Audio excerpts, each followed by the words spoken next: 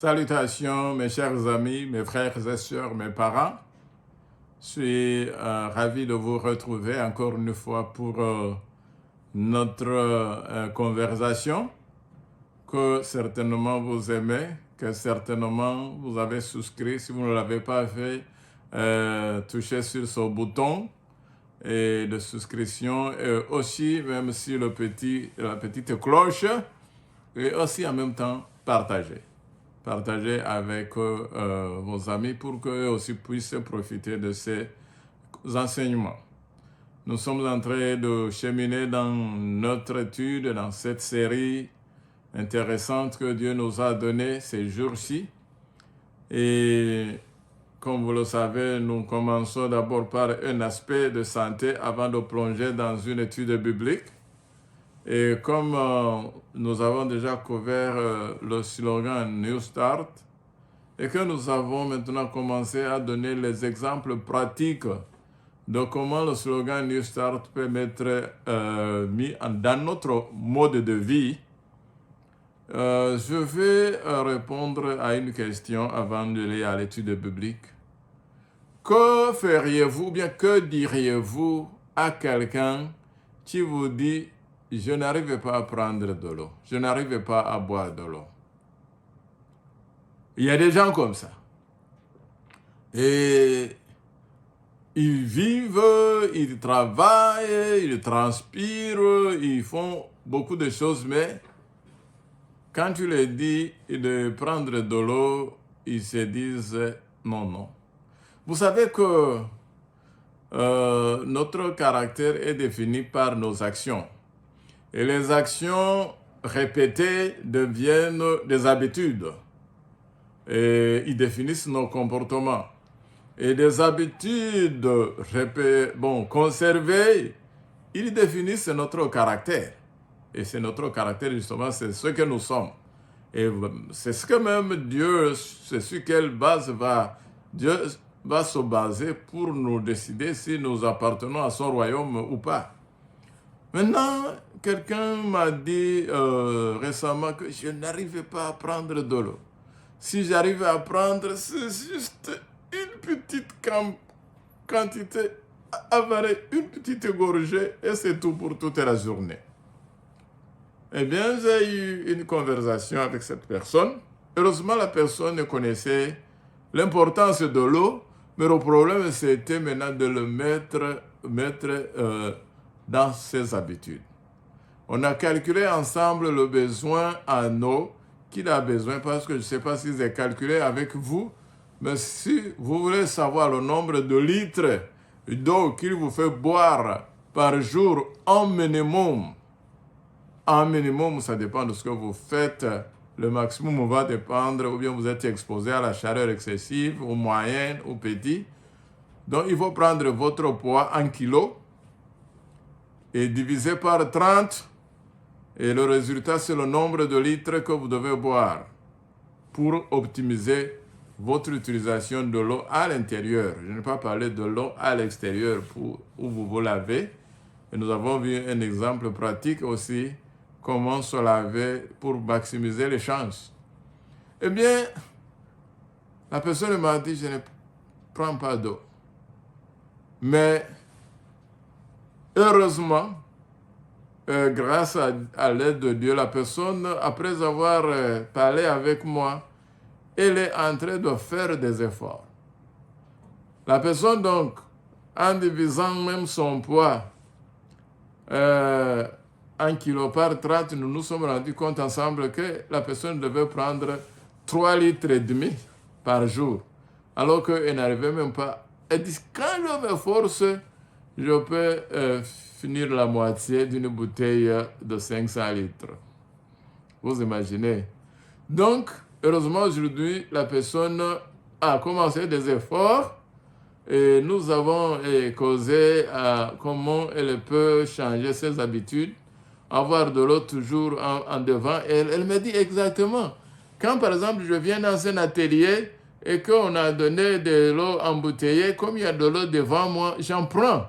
Mais s'il n'y a pas de l'eau devant moi, je ne me lève pas pour aller les chercher. Alors je dis, tu as découvert le premier secret, c'est toujours avoir de l'eau devant toi. Comme moi, je vous ai dit toujours, j'ai de l'eau devant moi. Ça, c'est le premier secret que j'ai partagé à la personne. Le deuxième secret, c'est justement de changer la mentalité. Parce que tout se décide dans la tête. Tu sais que l'eau est bonne, tu sais que l'eau est nécessaire pour ta santé. Maintenant, il faut prendre la décision de commencer à boire de l'eau. Et c'est ce que la personne a fait. Elle a pris la décision de commencer à changer son habitude et à répéter les habitudes de boire de l'eau. Une autre chose que je lui ai dit, je vous dirai aussi, il ne faut pas aller immédiatement au maximum.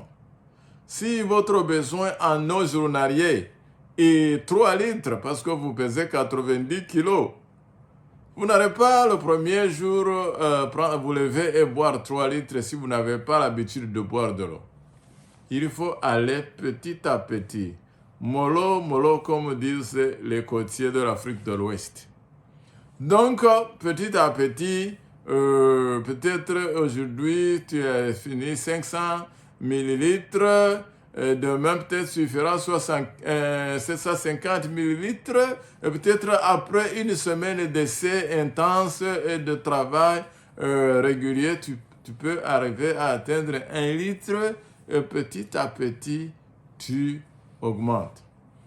Bien sûr, il y a des choses à éviter. Il ne faut pas boire de l'eau quand tu vas au lit le soir, parce que quand tu n'as pas bu l'eau pendant la journée et quand tu veux profiter maintenant de la soirée, où tu arrives à la maison, où tu viens de finir de travailler pour boire de l'eau, cette eau va te faire des va-et-vient entre ton lit et la toilette. Donc, il faut, par contre, commencer la consommation de l'eau très tôt le matin et continuer à la longueur de la journée en buvant un peu. Et je vais ajouter aussi une autre dimension qui va choquer plus d'un. En fait, on nous dit qu'il faut manger l'eau. Il faut manger l'eau. Manger l'eau, c'est comment? Et j'ai ma bouteille. Bon, pour ceux qui vont voir l'audio ne pourront rien voir. Ceux qui vont suivre l'audio, mais ceux qui vont suivre la vidéo, voyez comment on mange de l'eau. Juste une démonstration pratique.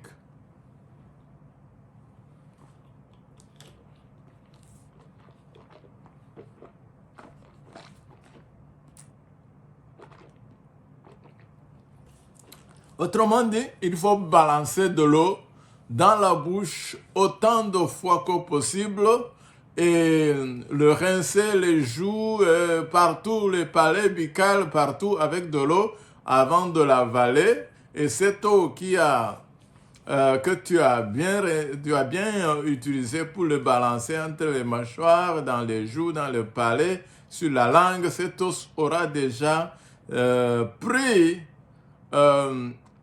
une forme de nourriture en fait, parce qu'elle a été déjà elle a été imprégnée des amylases que tu as besoin pour avaler ta nourriture. Tu vas aussi avaler de l'eau avec les amylases qui vont faciliter sa digestion et c'est ça qui facilite que cette eau que tu bois comme ça va être absorbée dans tes intestins et aller dans ton sang pour faire son travail.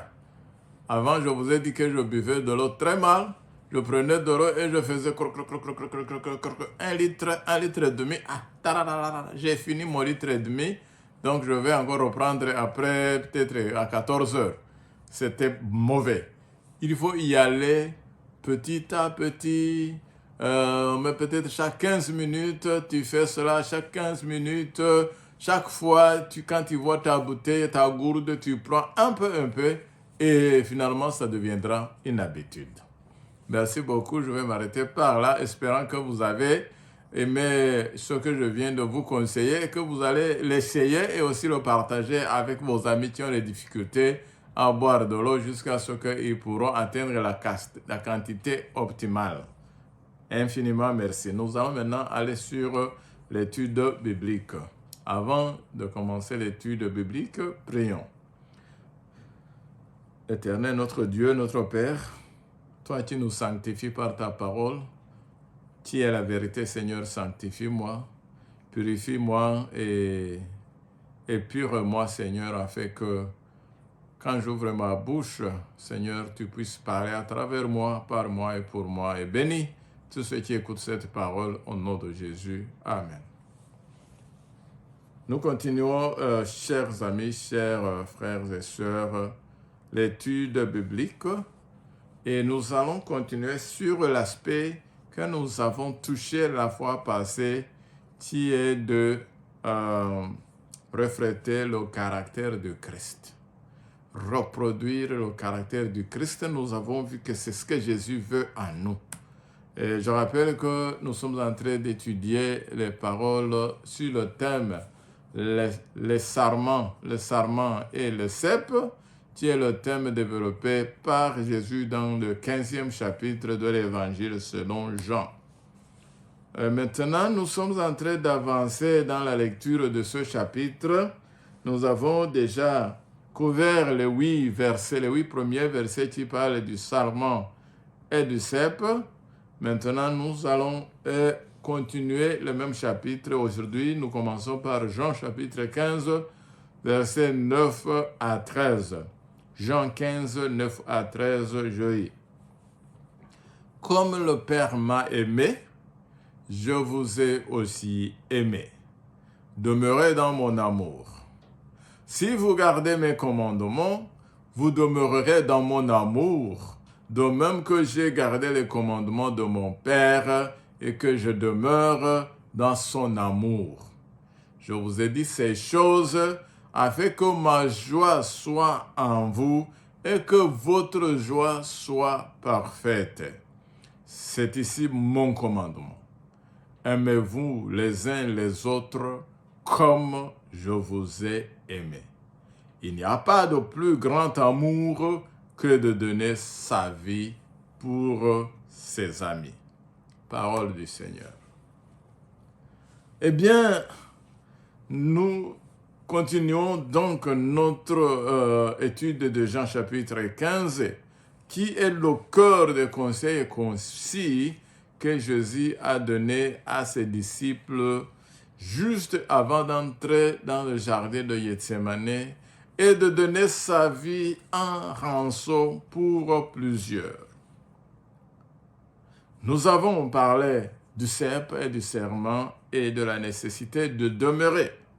Cette fois-ci, nous allons examiner maintenant les versets que nous venons de lire, du 9e au 13e verset de Jean chapitre 15. Commençons, avant d'aller dans ces versets, de retourner vers ces versets, commençons par Jean chapitre 15, versets 7 et 8, où nous lisons « Si vous demeurez en moi, et que mes paroles demeurent en vous, demandez ce que vous voudrez, et cela vous sera accordé. Si vous portez beaucoup de fruits, c'est ainsi que mon Père sera glorifié, et que vous serez mes disciples. » Eh bien, il est important de se rappeler qu'un disciple est quelqu'un qui est non seulement enseigné de Jésus, mais c'est quelqu'un qui reflète également son enseignement dans sa vie quotidienne. Lorsque nous portons des fruits, Dieu nous classe parmi ses disciples. Maintenant, Jésus dit « Comme le Père m'a aimé ». Nous allons essayer de découvrir la signification de ces mots. Donc, Jésus, poursuivant, dit « Comme », c'est au verset 9, Jean 15, verset 9, « Comme le Père m'a aimé, je vous ai aussi aimé, demeurez dans mon amour. » Ces versets ont tendance à sombrer dans le néant sentimental pour la simple raison que notre conception de l'amour biblique est théorique et non pratique. sans parler du fait que le monde ressent à propos de l'amour physique qui influence notre compréhension erronée de l'amour. Il va sans dire qu'il existe une différence significative entre ce que le monde dit de l'amour et ce que la Bible en dit. Et nous avons du mal à les distinguer. Mais Jésus nous a aidés en ajoutant ces mots. Comme le Père m'a aimé. Que voulait-il dire? Quel sens devrions-nous donner à ces paroles? Il est très difficile d'exprimer la profondeur de ce qu'il disait en utilisant les terminologies humaines, et encore moins de les comprendre pleinement. Mais il y a ici une pensée que nous n'avons pas encore abordée et qui mérite notre attention. Il faut que nous retournions ensemble à l'époque où le péché s'est manifesté au ciel. Quand le mal est né au ciel et quand il s'est développé, comment cela a eu lieu? Il est né dans le cœur de Lucifer, qui devait Satan, et s'est manifesté contre Dieu, notamment en attaquant son caractère. Pourquoi? Parce que le caractère de Dieu était amour, et il a été expliqué tel aux êtres créés au ciel. De nos jours, il n'est pas difficile de reconnaître la différence entre la nature aimante du caractère de Dieu et la nature maléfique de Satan. Mais là où le péché n'existait pas, là où il n'y avait que sainteté et innocence parfaite, expliquer le caractère d'amour de Dieu était très difficile. Je ne sais pas si vous comprenez ce que là où je... Dieu pouvait dire, mon caractère est amour, mais les êtres angéliques pouvaient le dire aussi, car il était impossible de comparer l'amour de Dieu à la méchanceté de Satan avant que Satan développe sa méchanceté. Donc le diable profita ainsi de la situation pour contester avec force le caractère de Dieu. La controverse qui s'ensuivit eut un impact considérable sur les anges et provoqua de nombreuses discussions et une grande consternation au ciel. Les anges doutaient de savoir qui avait raison, quel était cet amour et comment le prouver. Dieu avait-il raison? Satan, Lucifer d'alors, avait-il raison? Finalement, la guerre éclata au ciel. Et à cause de cette controverse, et Satan et ceux qui se rallient à lui furent chassés, comme le décrit Apocalypse chapitre 12. Et cette controverse est le péché qui en résulte non pas surplus Dieu. Dans sa préscience, il avait anticipé ce qui allait se passer et s'était préparé pour relever le défi. Nous avons une compréhension encore limitée de ce que signifie pour Dieu le fait de traiter Lucifer et le péché. Mais même de notre point de vue est limité. Nous reconnaissons que Dieu manifestait son amour dès le commencement et qu'il continue de le manifester jusqu'à la fin. Seul un caractère d'amour, tel que celui de Dieu, pouvait créer un être comme Lucifer et déverser sur lui toute la gloire possible sans penser en un temps futur, lorsque une grande partie des anges se retournerait contre Dieu. Vous dites, ça c'est une confusion. Dieu savait tout. N'est-ce pas que la Bible aussi dans le Nouveau Testament nous dit que Jésus, parmi ses disciples, savait qui allait le trahir? Il savait que c'est Judas. Mais lui aussi, n'a-t-il pas bénéficié de tout le soutien, de toute la confiance? N'est-il pas parmi ceux qui allaient chasser les démons? N'était même-il pas le gardien de la bourse? Ça veut dire le trésorier de la petite équipe des disciples. Donc, si vous ne comprenez pas ce qui se passait au ciel, ou bien nous avons un microcosme entre Jésus et ses disciples. Il connaissait Judas, mais il l'inonda de l'amour jusque dans la chambre haute. Quand il va laver les pieds des disciples, il lava aussi les pieds de Judas. Donc, de la même façon, maintenant, comprenez comment Dieu avait agi avec amour envers Lucifer, bien que dans sa préscience, il n'est pas l'auteur du mal, mais dans sa préscience, il connaissait qui allait se rebeller et comment il allait faire de dégâts. Auriez-vous créé un être doté du potentiel de Satan si vous aviez été Dieu? Certainement pas, moi. Nous ne pouvons pas comprendre ce que Dieu faisait. Mais Dieu a créé avec amour non seulement les habitants célestes, mais aussi ceux de cette planète Terre et d'innombrables autres mondes. Alors, lorsque Satan a lancé ce défi, Dieu a activé le plan qui a permis à une personne de la divinité de le représenter et de révéler pleinement sa personnalité. Imaginez, si vous étiez jugé pour quelque chose qui pouvait avoir des conséquences de vie ou de mort, et que vous étiez contraint de choisir une personne pour vous représenter, pour représenter parfaitement votre personnalité. À quel point seriez-vous prudent? Dans le cas de Dieu, c'était encore un peu plus compliqué, car cette personne devait représenter parfaitement 3 membres de la divinité. Nous utilisons ici le terme Dieu trinitaire dans l'univers.